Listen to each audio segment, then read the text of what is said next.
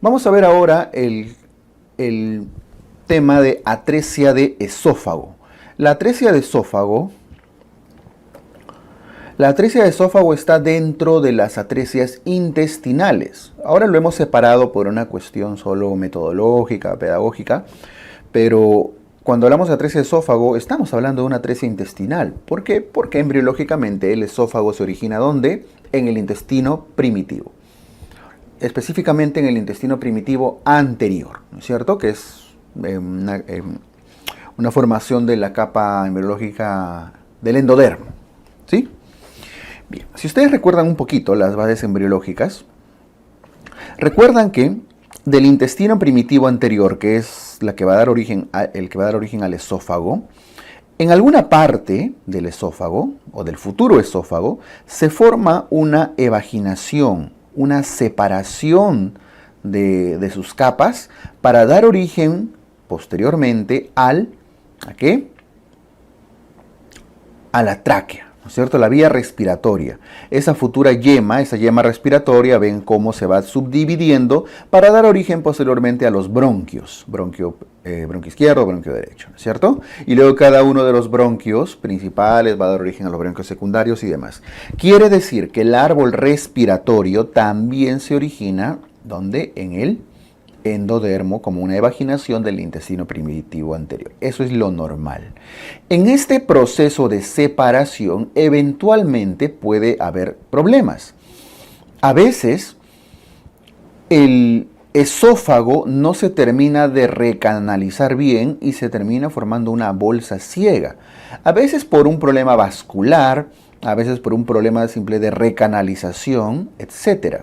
Sea cual fuere el problema, sea cual fuere la causa, en principio hay una atresia. El esófago no se ha recanalizado.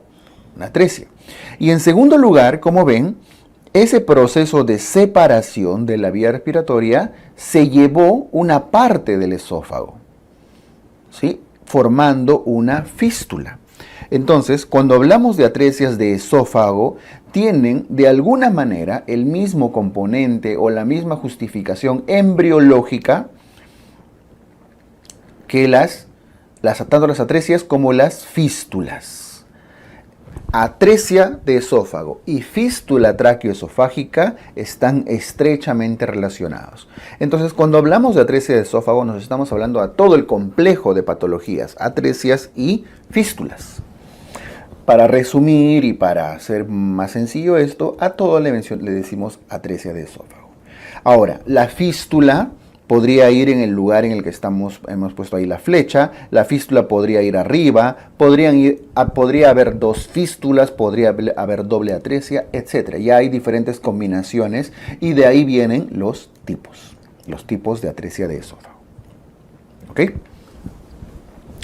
Entonces, la frecuencia de todos los tipos de atresia de esófago, ¿cuál es la más frecuente?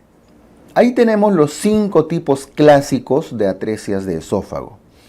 La tipo 1, como ven, hay una atresia en la parte proximal, hay una atresia en la parte distal y no hay fístula. Es lo que conoceríamos como atresia pura o simplemente atresia de esófago. No tiene fístula, o atresia sin fístula. La tipo 2. La tipo 2 está atrésico, hay una atresia, pero la fístula se forma en la parte proximal. No hay una fístula en la parte distal, solo es fístula proximal. Si quieren le ponen algunas siglas ahí de nomenclatura, aunque no es necesario porque son poco frecuentes. Luego viene la tipo 3, que tiene una atresia, está atrésico, pero la fístula está en la parte distal. Vean la diferencia con la 2, ¿no? Viene luego la tipo 4, en la cual la fístula está a ambos lados. Hay doble fístula, proximal como distal. Y luego está la tipo 5, donde, miren, no hay una atresia en sí. Hay una fístula única. De hecho, esto es lo que conocen no como atresia de esófago, sino como fístula tráqueo-esofágica pura. O simplemente fístula tráqueo-esofágica. Hay una tipo 6, que no no lo vamos a poner acá, pero se los comento, una tipo 6, que incluyen las estenosis congénitas de esófago. No una estenosis adquirida, de repente por una lesión o algo, sino una estenosis congénita. El esófago está estenótico, no atrésico, medio cerradito. Y genera una obstrucción, por supuesto, no hay fístulas ni nada. Pueden apuntarlo ahí si quieren.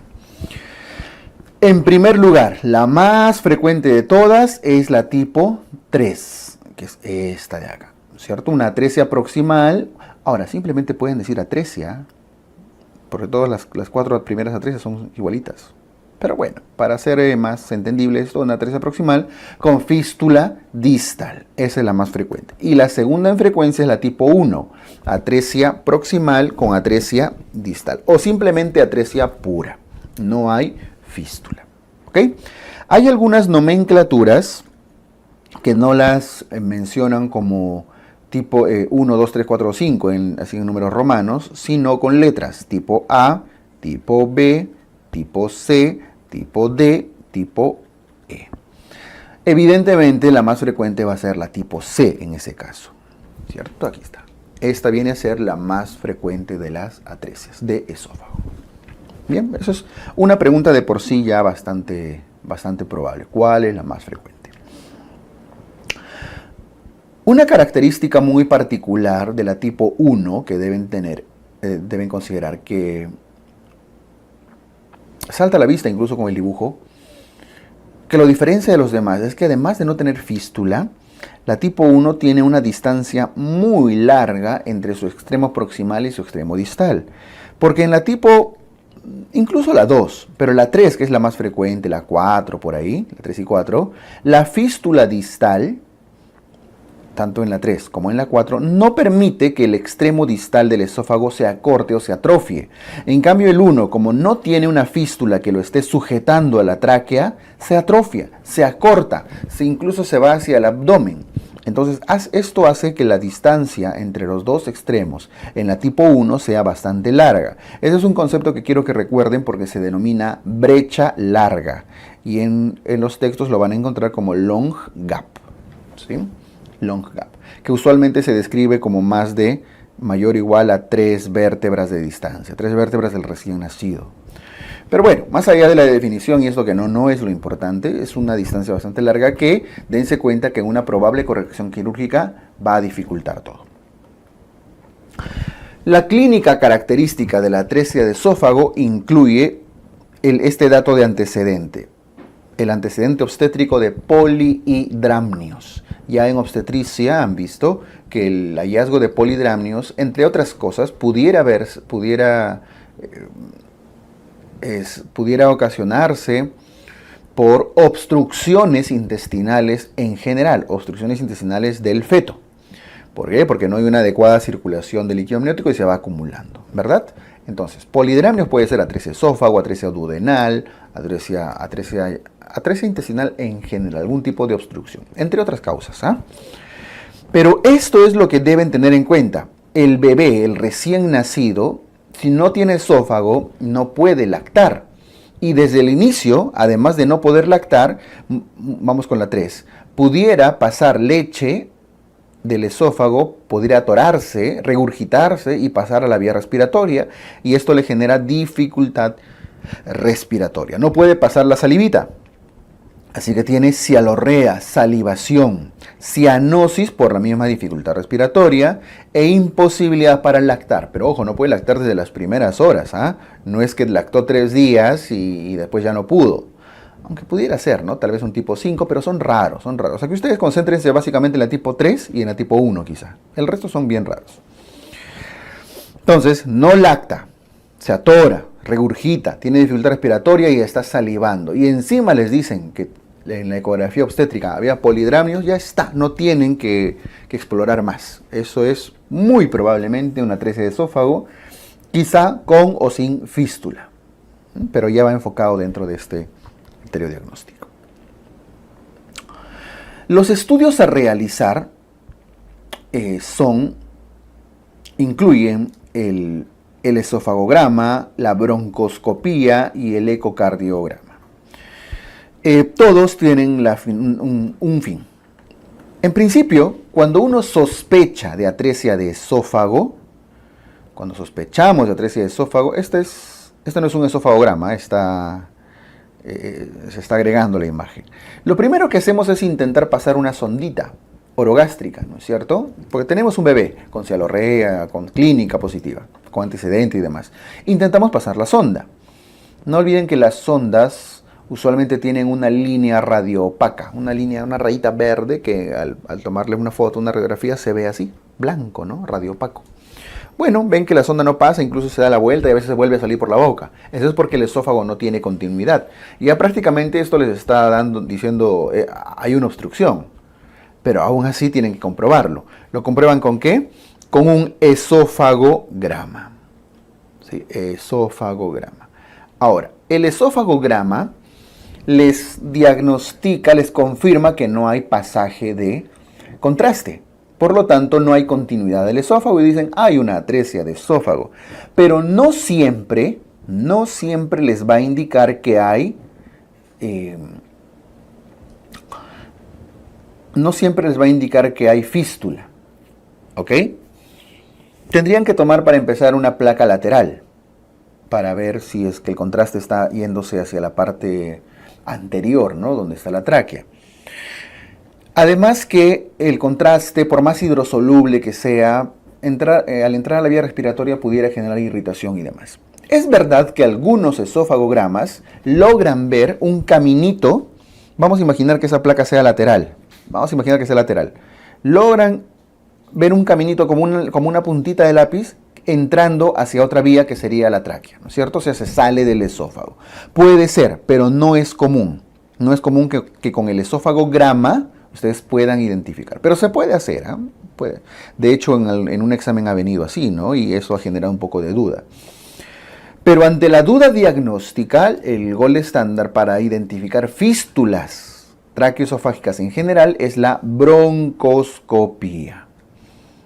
La broncoscopía sí puede ver directamente, por la tráquea, por la tráquea, puede ver directamente un defecto, un orificio, una fístula. Entonces, en general, siempre hay que hacer un esofagograma de primera línea y eventualmente, ante duda, para confirmar diagnóstico o para seguir estudiando, hacemos una broncoscopía. Generalmente, el esofagograma identifica las atresias y las broncoscopías las fístulas. Pero el esofagograma bien hecho, con la adecuada cantidad de contraste, hidrosoluble, con la incidencia radiográfica correcta, pudiera identificar algunas fístulas, ¿ok? Bien. Eso es el estudio, esofagograma más broncoscopía. Como la broncoscopía, y sobre todo neonatales, a veces poco accesible, muchas veces solo disponemos de esofagograma, ¿no? Por eso se considera a veces que es el estudio de elección. Bueno, siempre se suele hacer un ecocardiograma. ¿Por qué? El ecocardiograma no es para detectar la atresia, ni la fístula, ni nada. El ecocardiograma es para ver malformaciones cardíacas asociadas, cardiopatías asociadas, porque el atresia de esófago se asocia a cardiopatías. Y además para ver la posición de la aorta. ¿Por qué? Porque la atresia de esófago, cuando se tenga que operar, el esófago va muy pegadito a la aorta, entonces hay que ver en qué posición se encuentra la aorta, si está más tirado al lado izquierdo, al lado derecho, el arco aórtico, cuál es la anatomía del arco aórtico, ya para ir programando una probable cirugía después. Pero en general el ecocardiograma no es para diagnosticar, sino para ver asociaciones y planificación quirúrgica posterior. ¿Ok? Voy a resaltar entonces la palabra acá, esófagograma.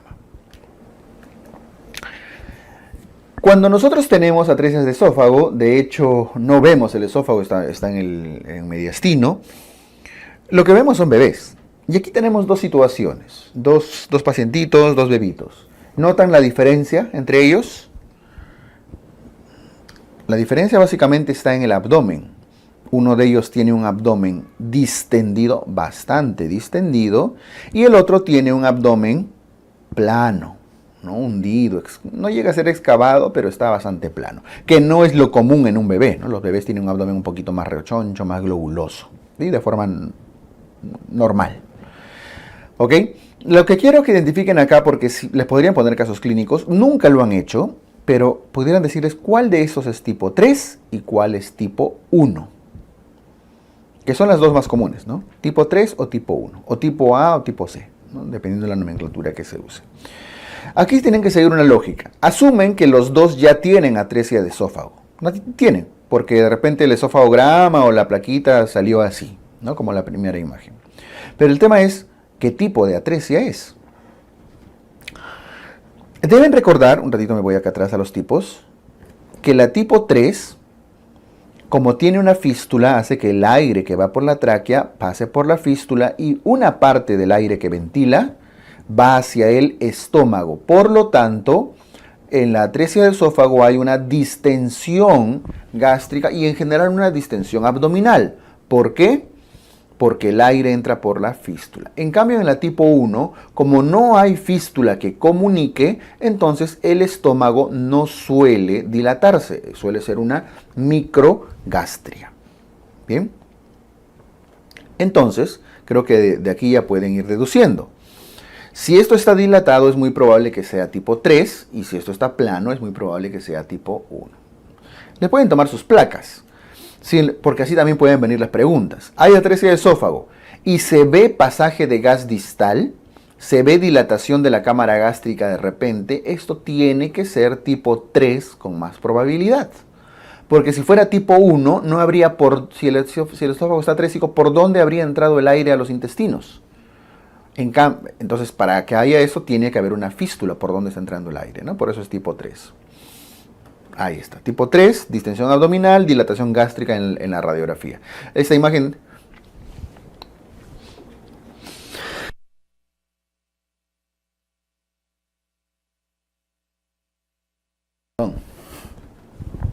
Esta imagen del estómago dilatado en esta primera placa también estaría mostrando una atresia de esófago tipo 3, tal vez, ¿no? En cambio, miren acá, en la imagen abajo a la derecha. Es una placa prácticamente con un silencio abdominal. No hay pasaje de aire, ni una gota, ¿no? Ni un globito de aire. No se ve el estómago, por lo tanto no hay fístula en ningún lado. Esa debe ser tipo 1, muy probablemente. Una tipo 1 tiene el abdomen aplanado, ausencia de cámara gástrica en la radiografía. Como les digo, no han venido casos clínicos así hasta ahora que les haga diferenciar. Usualmente les piden diagnóstico y llega hasta atresia de esófago. Pero si les pidieran el tipo, tengan los datos acá que les van a identificar cuál es cuál, ¿no? Y básicamente se van a orientar a tipo 3 o tipo 1, quizá, ¿no? Muy bien. Un detalle adicional solo ya para reforzar esto. Si el caso clínico dijera, el bebé puede lactar, pero tiene distrés respiratorio con frecuencia, se atora con frecuencia, ¿cuál sería? Puede lactar. Se está lactando. Aquí no puede lactar. Aquí tampoco. Aquí tampoco. Aquí, bueno, tendría que pasar a la tráquea y luego pasar al estómago, ¿no? No puede lactar en ninguna de las 4 primeras. En las 5 sí. En las 5 sí puede, sí tolera la lactancia, pero parte de la leche va a estar pasando de cuando en cuando a la tráquea. Entonces sí va a tener regurgitación, más que regurgitaciones, se va a atorar tos con frecuencia, ¿no? Cianosis, cada que pasa un bolo de leche, la mayor parte pasa al estómago, pero un poquito va a atorar la tráquea y se va a poner cianótico. Entonces, ya sería muy mala onda que les pongan directo eso, bien enfocado, pero interpretenlo de todas maneras. Sería una fístula tráqueo-esofágica pura, tal vez, si es que sí tolera la lactancia, pero se atora, ¿cierto? Eso ya estamos entrando ya a finezas, ¿no? Porque, bueno, los fundamentos teóricos lo ameritan. Cuando hagamos el resumen ya esto va a ser muy, muy ligero. ¿Listo? El tratamiento. El tratamiento no es algo que les deban preguntar, pero quiero que conozcan el concepto básicamente. Una tipo 3, que ya sabemos que está el esófago, Está la parte distal que está fistulizada a la tráquea. Acá ya vemos incluso que está las asociaciones con el arco aórtico, el mediastino en general, ¿no? Por eso la importancia de tener bien identificada la anatomía del arco aórtico para no cometer lesiones. No olviden que estos son espacios muy pequeños, ¿no? Son bebés de 2,5 kilos, muchas veces prematuros, 3 kilos a lo mucho a veces. Y operar en el tórax de un bebé así es a veces complicado. Entonces, en general, una tipo 3 debe cerrarse la fístula, desconectarlo de la tráquea, ¿cierto? Y tratar de unir el esófago proximal y el esófago distal. Acá a veces tenemos problemas porque el esófago proximal, como estado atrésico, a veces está hecho una bolsa. Y unir algo dilatado con algo estrecho a veces puede ser problemático. Pero bueno, se hace lo posible por hacer una anastomosis. No tienen que memorizar el nombre del procedimiento, solo quiero que se llama en realidad una toracotomía, o sea, abrir el tórax para abordar el mediastino, que pudiera ser toracoscopía, ojo, puede ser con cama, con pinza, como si fuera una láparo, pero en el tórax, ¿no? Por eso se llama toracoscopía. Hay que ligar o cerrar la fístula y anastomosar el esófago. No necesitan memorizar el procedimiento, solo quiero que vean que se trata de hacer una corrección temprana, precoz, pronta, restituir el tránsito del esófago lo más pronto posible. Es técnicamente viable porque la fístula les comentaba que no permitía que la parte distal se atrofie, ¿cierto? Al no atrofiarse va a ser factible el acercamiento de los dos extremos. Esto es en la tipo 3, que es la más común, qué bueno. Porque en la tipo 1, que recuerdan que les había comentado que hay un concepto que se llama long gap, brecha larga, que no siempre está presente, pero es más común. No podemos unir los extremos con facilidad porque quedaría muy tenso y una anastomosis muy tensa, tendrían que jalar el esófago, subir el esófago distal y eso genera mucha tensión. Imagínense una tensión en el mediastino. Casi siempre hay licencia, se abre, empieza a salir saliva al mediastino y eso es una desgracia. Entonces, se espera que el esófago crezca un poquito para que se acerque. Los primeros 3 a 6 meses, el esófago crece más rápido que el tórax. Entonces puede que se acerquen, porque después de los 6 meses, el año, ya el tórax crece más rápido que el esófago y ya empiezan a alejarse. Entonces hay una ventana en la cual pudieran acercarse un poquito. Y ustedes dirán, ¿y durante ese tiempo el bebé cómo se alimenta? Pues en eso consiste la cirugía. Al bebé se le hace una gastrostomía, ahí está, para alimentación. Por una sonda directo se le pasa leche al estómago. Se comunica, hay un tubito. Como si estuvieran poniendo una folia así, pero bueno, hay que operar para que esté sellado todo, ¿no?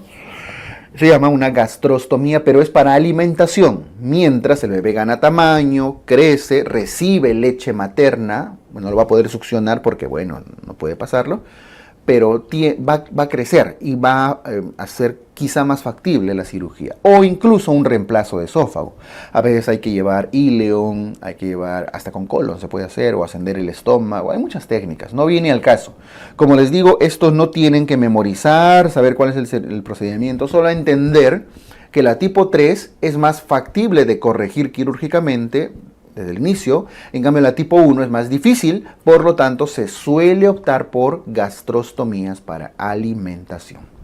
Bien, naturalmente cirugías de este tipo traen muchas complicaciones. La anatomía del estómago, como lo están jalando, termina cambiando. Esto a la larga puede traer una complicación frecuente, en el mejor de los casos que hayan tenido éxito con la cirugía, ¿no? Pero una complicación frecuente suele ser el reflujo gastroesofágico, con todo lo que eso puede conllevar, ¿no? La enfermedad por reflujo y demás a largo plazo.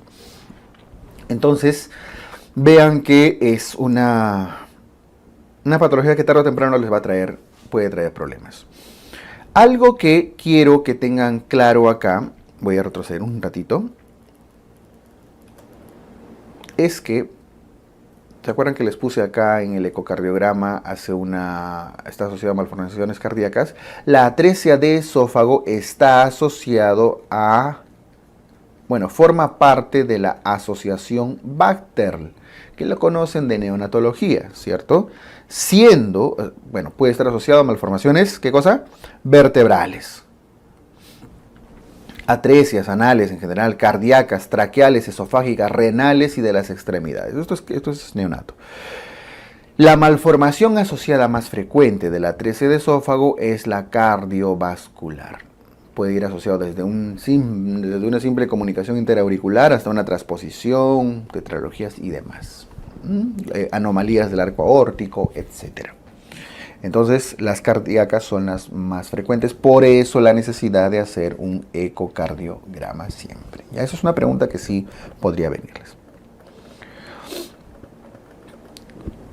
Muy bien, entonces esto con la atresia de esófago. Creo que tienen los conceptos completos.